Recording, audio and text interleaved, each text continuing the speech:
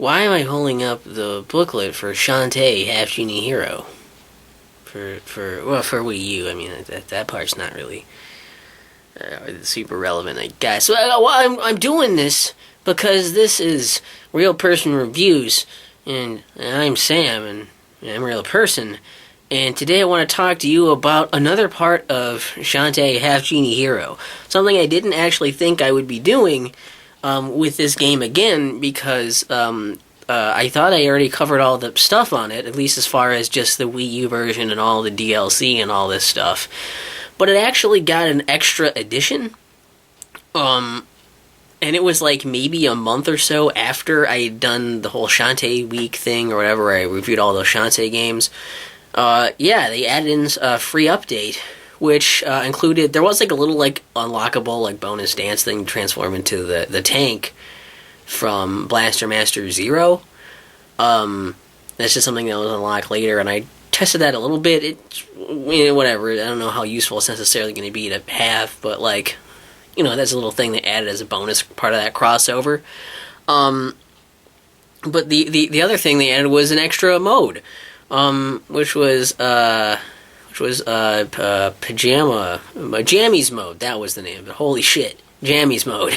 It says in the title, like, fucking hope. And I played through that, and I wanted to do this, and I wrote the review already. So if you'd rather that, which probably is better, check the link in the description. I'm sure it's there. And if not, then prepare to listen to my droning voice while the video of this from the Wii U version is playing in front of your very face. Also, if I hold things up, in the first part, it's easier to tell for me in editing when to cut, because then I can tell, like, oh, I have to cut when I'm not holding this up anymore.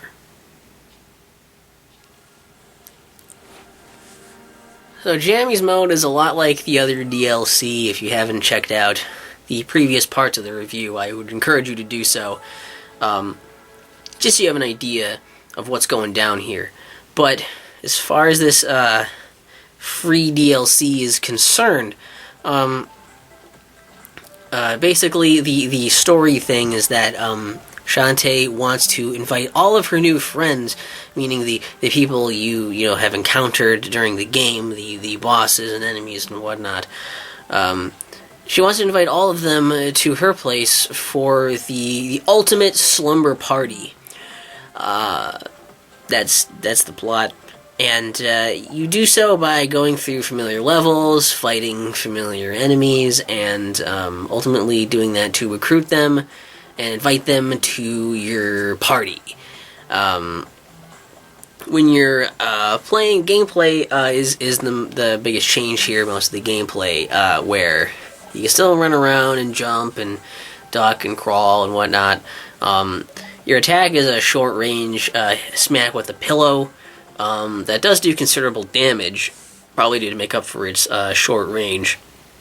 And as you collect gems from destroying pods, being enemies, whatnot, as you do that, you'll eventually increase your level up to a certain point, like 4 or 5. I think 5 is the max, maybe.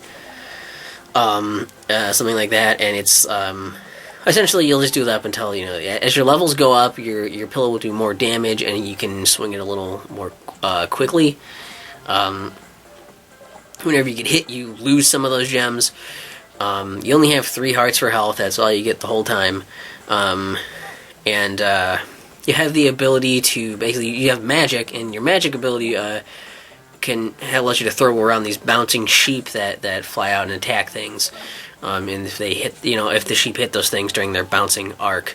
And the higher your level, the more of those you can throw out, and the more powerful they are. Well, that's what the magic does. And then you also have the ability to create a cloud underneath you and float up. You'll bump into things while you're floating around, and you can only float for so long before eventually the cloud will run out and you'll fall. You can keep making more clouds if you've allowed yourself to fall for a little bit, and every time you've already landed on the ground, you can make the cloud again. You can also jump out of that cloud. But yeah, that's those are the main gameplay mechanics that you're going to be using. So it's kind of similar to, the Friends to the End thing with the gems and leveling up and whatnot. And you're probably already familiar with it there, that concept. And also, that was the same thing in the costume pack mode as well. It's just that here, the aesthetic change is that you're in your pajamas the whole time. The levels are mostly the same levels. There are a few changes to level designs to suit your abilities, but there aren't very many. And the boss fights, as far as I can tell, are all exactly the same boss fights. It's just that you have to use your unique abilities to conquer them. And once you go through all the levels, beat all the bosses, then you did it. It also has a little dream squid thing where you can find those, hanging out, or I don't know if they're called dream squid or just secret squids or whatever. But there's 3 in each section that you need to find and get, and then if you want to get the 100% completion bonus thing. As far as good things, there are some. I mean, like I said, this is free. That's a really good thing to start with mentioning. This is just a thing you just get a patch, whatever. It's just like downloaded online for you automatically as an update, and then you have this mode, which is nice. Especially if you don't already have any of the other DLC or anything. It's the first time you're playing a mode like this. I think the mechanics of being able to float around, those are kind of neat. They use those interestingly in some places. More specifically near the end of the game, and the fact that your pillow does a lot of damage but it has such a short range, and that you can't upgrade your health is kind of neat, because then it makes it interesting for, especially fighting bosses. I thought was the most interesting, of you can do a pretty good amount of damage, but you also have to be very careful and cautious with it, and kind of build some strategies around that. So it made the boss fights different and interesting, more interesting. But for mostly going through the levels, trying to fight those enemies and traverse obstacles, for the most part, that felt either mostly the same, too easy because you can float, or too frustrating because that it's hard to hit the enemies, I guess. So there's a little bit of give and take there. I guess you could say that for the cons section. So I'll quickly also mention that there's a bunch of new dialogue. That's good. That all these characters get new lines of dialogue. And also that you get to see Shantae in adorable pajamas. That's a huge plus. That is a huge plus. But to go to the negatives then, because that's mostly all I had for praise. The other negatives would be that, along with some of the levels being kind of either too boringly easy or just too frustratingly annoying,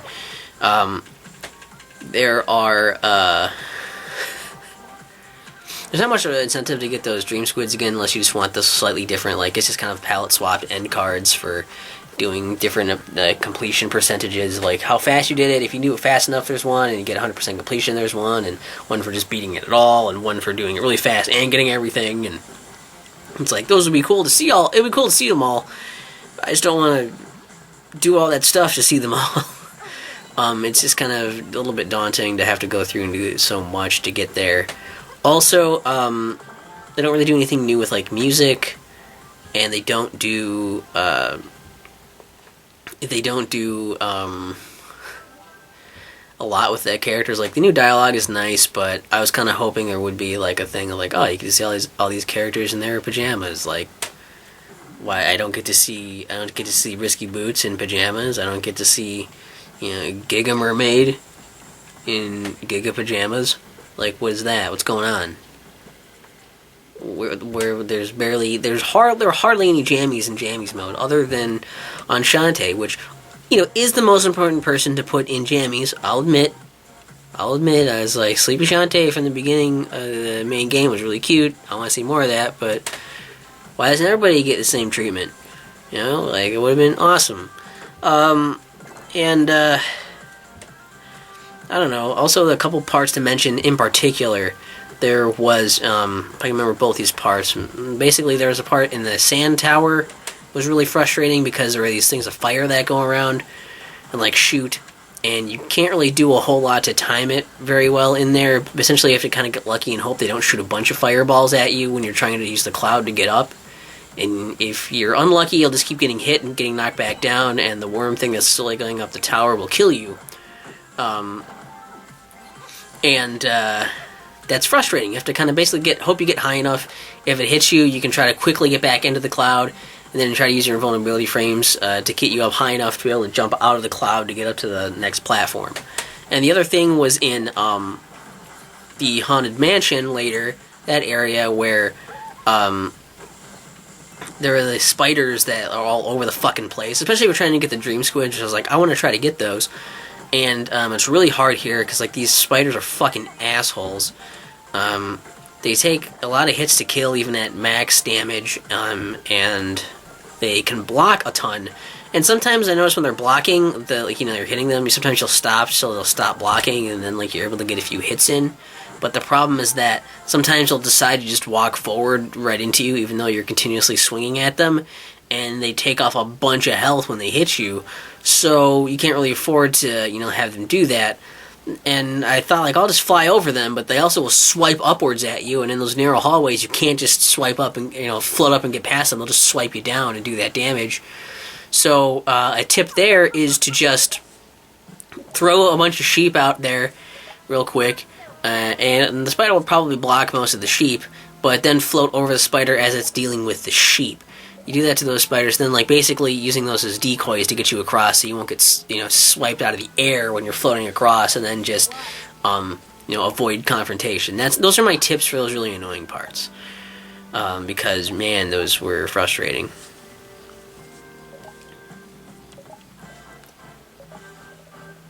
But like all in all, I guess it's nice that it's free. It's cool.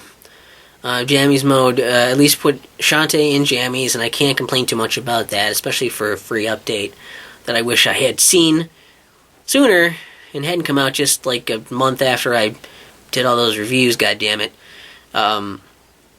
If you don't have any of the DLC, it's nice to just get this and have extra stuff, and some of these ideas will be new to you, and you haven't yet played through all the levels and fought the bosses a bunch of times by now because you got this and you did this instead of that or before that.